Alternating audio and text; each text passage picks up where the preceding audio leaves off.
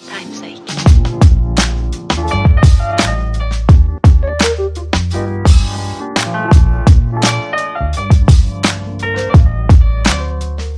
As some of you may know, I recently went to Philly, and Philly was a cheap day trip. Although, as I went into fall, me and Alan actually made a series of financial decisions, things that we were going to stop doing, things that we would start doing. There he goes. But one of the things was that we were definitely going to cut back on some of the trips that we do. Doesn't mean that we're not going to do them, but just really cut back. So recently I took a business trip, and when I say business trip, this was in regards to Nubian Crowns. I took a business trip with two other business owners, Victoria, who is the owner of Ravished shoes, and Sky, who is a part of De La Hippie. I collaborated with these women for the fall girlfriends shoot. So, you know, we've been going on a series of different events. And we definitely packed up on a Sunday, right? We got to the city at around 6 a.m., 6 or 7 a.m., I believe. And we headed out to Philly, and we got to Philly at around 9. So the whole point of the trip, again, was for this event. But when we got to Philly, and I had two family friend members that actually came and picked us up, and kind of took us on a little bit of a tour. Time kind of escaped us. So when we got to my family's house, or apartment rather, we were so comfortable and talking about some of our hopes and what we expected to get out of this event. We were so comfortable, we were just like, we kind of are in a groove right now. Stepping out of this space right now, and this energy may just set us off, you know, and we were just on a good track, and we just kept going. You know, it was unfortunate because, like, we probably could have did that in New York, but this situation kind of forced us to be in a space where it was just me, Victoria, and Sky.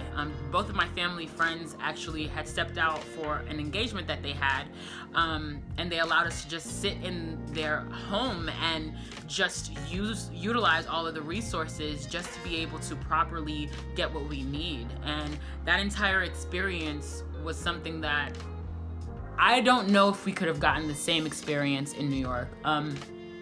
One thing we found is, as we started to discuss what each business wanted, we started to lay out for real, what each of our businesses meant to us, and the stories that we want to continue to tell as we tie in our lifestyle and our professional businesses all together.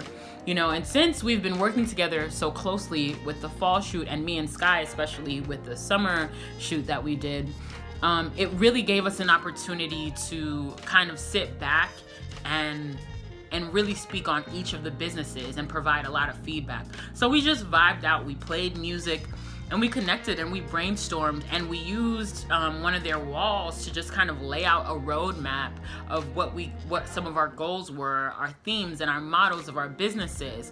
And we established sort of like a foundation, like a literal foundation for all of our businesses. Although we've been just moving and going since we all started our businesses, we all kind of felt like we needed to solidify some of the messages just so that the message could be clear no matter what we're posting.